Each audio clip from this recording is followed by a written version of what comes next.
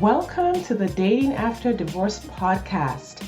I'm your host, Shade Curry, and I believe every divorced woman deserves a romantic relationship where she feels safe, loved, and cherished. You can create the most amazing life after divorce, and I will teach you how. Hello, everyone. Welcome back to the Dating After Divorce podcast. I am your host, Shade Curry. Today, I would like to talk about how critical it is for you to be super aware of your dating mindset. Like a lot of the work that I do with my clients, we do a lot of strategy. So what apps they need to be on. I have my eyes on how they're swiping, how they're making decisions on swiping, how they are choosing the people they're going on dates with, how they're filtering, how they're showing up. We do all of that work, which is very practical, step by step. This is how to date in 2022. Like we do all of that work. But along with that, the underlying foundation of that is their mindset, because you can read all the books and you can have the step by step and you can know exactly what to do. But if your mindset is working against you, like there's really nothing that's going to happen. The journey will be painful and you'll probably give up along the way. And I tell my story over and over, and not because I was special, but because I've looked back and gone over my journey, which was a lot of trial and error. And I've looked at with a fine tooth comb at what made me successful. Because from the moment I got on a dating app for the very first time to the moment I connected with my husband was a total of 18 months, which is actually pretty short. And for my clients now, with learning what I teach them, it gets a lot shorter for them. And included in those 18 months was probably about a 3-month break where I got off the apps, but I was still actively dating in person. I was like, I want to give this in-person dating thing a really good shot. So I got off the apps for about 3 months and I went out. I was like at the meetups, conferences, all the places that I identified that my person would be. I had a list of them. And so I worked the in-person dating circuit, so to speak. I have my air quotes up, and successfully dated in those areas as well. Although I did not meet the person that I wanted to really settle down with doing that. It ended up being my husband, whom I met online. And so I would say my journey was short, right? And I've been able to make it even shorter for my clients because we take away all the fluff. Now, one of the things that helped me stay in the dating game and be successful was the way that I thought, right? 18 months is pretty short, but part of it was because I never gave space to the belief that it wasn't possible for me to find an amazing man. I just didn't believe that. It was never a thing that I was like, oh yeah, I might not find someone. I knew that I didn't have to have someone. So I was like, oh yeah, if this doesn't work out, I have my golden girls. We're going to ride off into the sunset. We're going to buy a mansion. And the 4 of us, so it was the 3 women that were closest to me. I was like, listen, here's what we're going to do if this dating guy thing doesn't work out. But I never thought that, it wouldn't work out because there was something wrong with me or because there were no good men out there. I just knew that, you don't have any guarantees in life, but I'm pretty sure I'm going to meet someone because there's 8 billion people on the planet. I had a really strong belief that this was possible and for sure I could do it.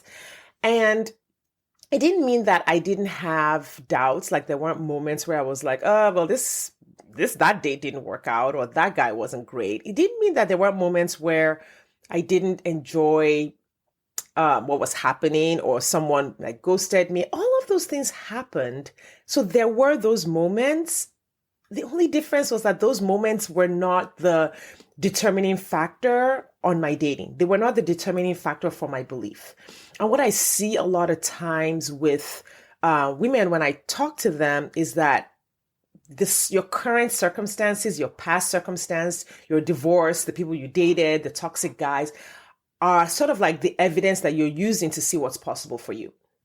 You're using what's happening now. So a guy ghosted you yesterday and you thought maybe he was the one, or, you dated for a week and then he started, doing all the things that some guys do. And then you use that as the sort of like the data that you use to determine what's possible for you in the future. That was just never something that I did. And probably because I was already a coach at the time, and I was working on my mindset, and I had been doing a lot of personal development work.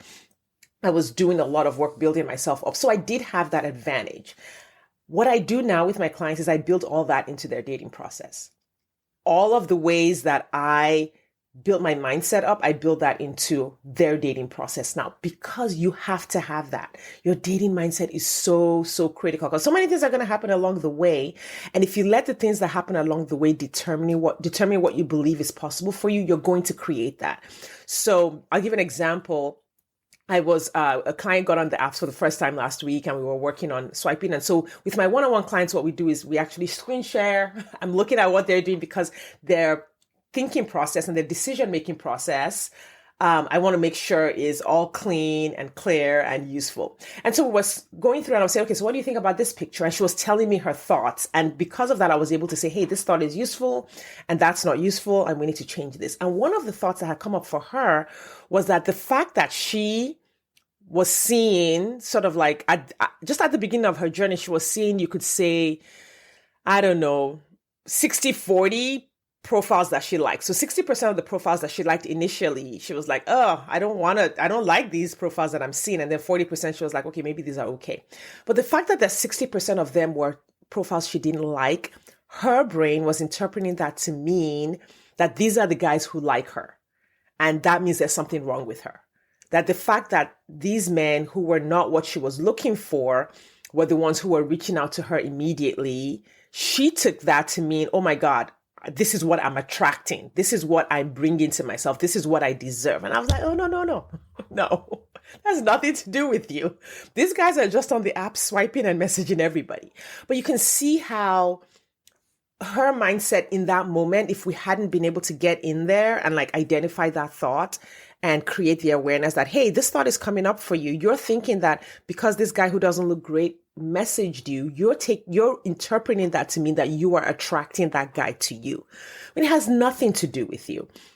And I know a lot of women are having thoughts like that. You're on the apps, and your interpretation of what is happening on the apps is not an interpretation that is useful for you. In fact, it's an interpretation that is going to keep you stuck. It's an interpretation that is going to make you discouraged, that is going to make you want to give up, that's going to make you feel like, oh, this is not for me. All the guys out there are terrible. All of those things. The mindset matters. So you might be out there doing the thing, but how you interpret what's happening is also critical. Those moments are going to come up. They're going to come up for everyone. Like, these are just human beings having a human experience in the world. So all of these things are going to come up along the way. It's what you do with them that matters. What you never want to do is interpret any situation when you are dating as meaning that you are less than worthy, that you are less than capable, that there's something wrong with you. Like, I always believed I was worthy of love. Like, that just came easy to me. Other areas of my life, I have to work a little harder, right? But when it came to love, I was like, nope, I believe I'm worthy of love. I believe I'm worthy of a good partner. I also believed I was very capable of meeting a good partner. And that helped me show up confident, curious, learning. I was happy most of the time I was dating. I enjoyed most of the experience that I was dating. And what that ended up doing was I did that for 18 months. So I was in this place where I had my belief, and that belief informed like a really confident, curious journey for 18 months. And when I connected with my husband and I saw his profile, I was like, oh my God, he's really cute. Oh my God, his profile looks amazing. It looks like we have a lot in common. And so I had gone through this journey of my belief and confidence and practice, a lot of practice along the way. I had no doubts about reaching out to him. I was like, totally reaching out to him. We matched the next day, talked all day. And then I said, hey, you want to go for dinner tomorrow? Right? All of the whole journey of holding belief the whole time prepared me for the moment when he came on and I was able to connect with him almost immediately. One of my clients asked me, so what was your husband's profile like? She wanted to know all the characteristics of his profile so that she could like only pick the profiles that looked exactly like him. And, I told her what it was like. I was like, yeah, we want that. But here's the thing. I didn't start out being able to recognize what a good man's profile looked like. I started over here, like over here, and he was over here. I had to go through that journey. And I think a lot of times we want to skip that journey. Like when you coach with me, I help you make the journey shorter so that it's not 5 years or 6 years or 10 years. It's more like 6 months or a year. But you can't skip the part where you learn. You can't skip the part where you adjust your own thinking, where you adjust your own challenges, where you heal your own past, where you practice skills you haven't had. You can't skip the part where you learn how to talk to a guy when you haven't talked to a lot of guys over time. You can't skip the part where you overcome dating anxiety and the nervousness that comes. Like, you can't skip that part. But you can do it with me as your coach, where it becomes a whole lot easier and simpler, and there's less trial and error. But you can't skip that part.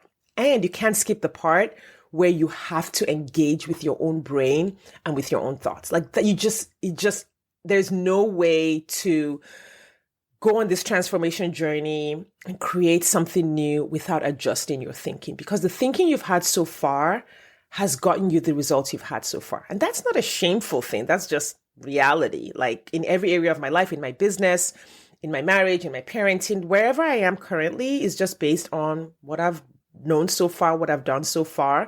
I want more, which means I need to continue growing and changing my thinking. It's the same thing with dating, right? Like what you know and what you've practiced so far, the thoughts you have so far have gotten you to where you are. You need another level, another up level in your thinking to get to where you want to go. What you don't want to do is, like I said, take all that in and use it against yourself. So then you like stall your journey, you like get off the app for 6 months at a time, or you waffle back and forth, or you spend all your time like venting, reading long social media threads where people are complaining about dating, all of those things, or you quit. You don't want to do any of those things because what you want is your partner, right? Like what you want is a partner. So even though you're experiencing all these things that maybe you're like, I don't know what to do about this, you still want your partner, right? You still want to ride off into the sunset. You still want a partner. You still want the person who's going to share life with you. And so sticking with a mindset that isn't getting you what you want is just not useful. It might feel good because then you feel justified, and it might sort of relieve, I'm using air quotes, relieve the shame that, oh, well, there's something wrong with me. I haven't found a partner. And you sort of like, in order to escape and get relief from that shame, you're like, well, it's the guys on the apps. These apps are terrible. 2022, nobody wants to commit. We do that to relieve ourselves of the shame that we haven't found what we want. But none of that is useful. What's actually useful is saying, hey, I want this. I believe I can have it. I might just need to learn some new things. I might just need to change the way I think, right? I might need to figure out, what am I thinking that's not helping me move forward? How do I identify those thoughts? How do I identify the mindset that's keeping me stuck? How do I change the mindset? Like, how do I practice those new thoughts? How do I immerse myself in the new thoughts and in the new beliefs that will get me what I want? Like, you don't want to go to dinner with your girlfriends again and venting again. That's not really what you want. That gives you relief from the fact that you don't have your partner yet. But that's not what you really want. What you really want is the partner. So my encouragement is to take a look at your mindset. What are you really, really thinking when you are dating? Like when you open the app, just have a sheet of paper beside you. And as you swipe or as you message, write down what comes to your mind, the thoughts that actually come to your mind. Start writing them down and see if they are thoughts that support the success that you are trying to create in your dating life. Like the first step is really just to look at it. What is actually happening in my brain? I'm doing the actions, but what's happening in my brain? What's happening in my energy? What's happening in my emotions? And then when you see it, you can start to change it. You can start to shift it. You create love from a place of loving the path to love. Like you want to be in love in the moment. You want to be in love with the process of dating. And I know for some of you, it's like, oh my God, I can't love this process. And that right there is the problem. That right there is what, if you don't love the process of dating, it's going to be really hard to create true love, to energetically attract someone who is in love with you, someone you are in love with, because you are in a process that you hate. And so you're churning those negative emotions over and over and over again while hoping to create something amazing from it. It just doesn't work that way. So your mindset is critical. Your mindset when you're dating really, really matters. this is the work that I do. I help women with their mindset when they're dating, but not just with their mindset, also with their strategy. Like I am a doer, so I'm an action taker. I'm a good cook. I always tell people I'm a good cook, not because like I'm a good cook, but because I'm really good at following instructions. You give me the step-by-step breakdown, the meal will come out like I'm a 5-star chef. But I really don't have a lot of talent in that area. I just follow the instructions really well. So I love to break things down for my clients as well the same way. So we do a lot of the strategy, but the underpinning of the strategy, what makes the strategy work is your mindset, is your thoughts and your emotions and your feelings and the state with which you are in the world, how you are showing up in the world. And that is...